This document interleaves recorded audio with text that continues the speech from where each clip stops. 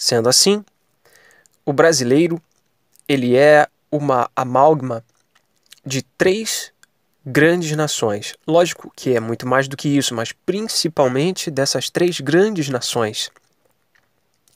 Ele é o encontro de três grandes nações: os índios, os negros e os brancos. A nação dos brancos, a nação dos índios e a nação dos negros se encontram numa pororoca aqui nessa terra sagrada. Mas não é qualquer branco, não é qualquer índio nem qualquer negro. Para cá vieram a nata dessas três nações. Vieram os seus principais representantes. Vejamos como mentiram para nós. Imagine você sendo um português, escravagista, comprador de escravos, e aí você tem a brilhante ideia de trazer escravos para serem vendidos aqui no Novo Mundo. Vocês realmente acreditam que eles entraram em suas caravelas, vieram até a África, assim, sem conhecer nada, nem ninguém, armados com mosquetões que só davam um tiro de cada vez, e aí eles entraram numa tribo africana e fizeram todos de escravos, e aí colocaram indiscriminadamente todos em suas caravelas e... Não, pelo amor de Deus. Isso seria virtualmente impossível. A história que nos contaram está totalmente equivocada. Mas não é um equívoco acidental, claro. É um equívoco proposital. É um equívoco que coloca negros contra brancos, brancos contra índios, índios contra negros, e etc, etc. É dividir para nos conquistar. Quem escravizavam os negros eram os próprios negros de tribos inimigas que haviam vencido uma batalha. E como eles sabiam que os europeus não iriam comprar os deficientes, não iriam comprar os coxos, ou os velhos, ou os que eram incapazes de levantar peso, ou para o trabalho, eles só ofereciam os aptos a isso. Os melhores, aqueles que eram fortes e grandes, etc, etc.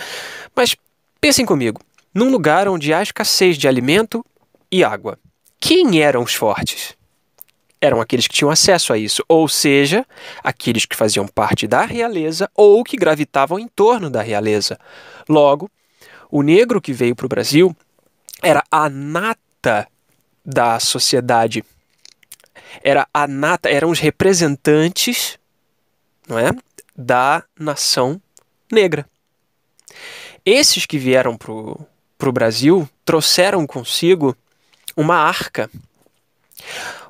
da sua cultura, da sua filosofia, da sua religião.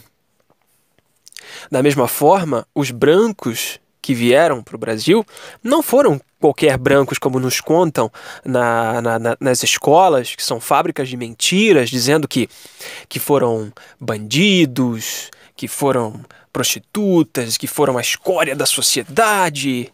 Mentira! Mentira, primeiro porque eles não tinham dinheiro para vir para cá. Pensem comigo, senhores, os barcos eram o ápice da tecnologia naval na época. Era o ápice da tecnologia naval. Não eram como carroças que já existiam há muitos anos. Construir um barco era muito custoso, então as passagens eram caras. Uma meretriz ou um bandido ralé, obviamente eu não conseguiria pagar a passagem. Quem veio para cá foi o empreendedor. Quem veio para cá foi aquele branco que deixa para trás o seu passado, que carrega no peito a fé e a esperança de uma vida melhor num lugar que ele não conhece, mas ele vai pela fé. Consegue entender isso? Um homem que diz adeus a seu passado para abraçar o seu futuro sem a certeza de uma conquista material, mas com a certeza da fé no seu coração. Vocês acham que esse homem é a escória de uma sociedade? Esse homem que vai com a sua família, mulher e filhos, para um lugar desconhecido que ele ouviu falar, que tem alguma oportunidade. Não, pelo amor de Deus, isso é um empreendedor, isso é um corajoso,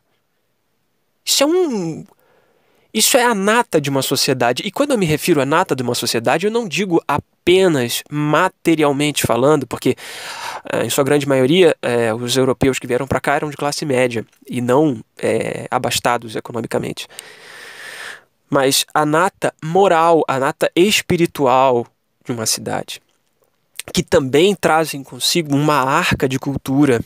Eles trazem o nosso idioma, eles trazem o conhecimento de navegação, eles trazem a ciência, a medicina.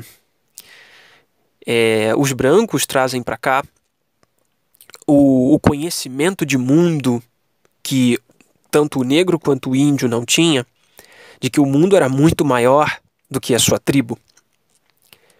E então, nós temos o índio.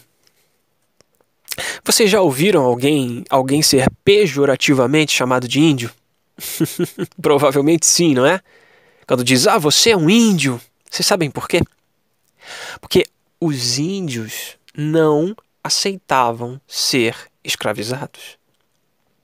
Os índios simplesmente não aceitavam. O índio preferia a morte aos grilhões da escravidão. Então, o índio, dentro da nossa cultura, ele é indomável. Ele é aquele que conhece as trilhas da floresta. Ele é aquele que traz a paixão no seu coração, que traz a pureza, que é a força e, ao mesmo tempo, a doçura. O índio que tem a riqueza, mas não a ganância. Esse é o índio. Agora, senhores, eu quero que reflitam um instante, que olhem para dentro de si e vejam que o sangue que corre na veia de cada um dos homens dessas nações corre nas veias dos senhores. Se os senhores não conseguirem sentir orgulho de si mesmo agora, vocês não fazem parte da nação brasileira.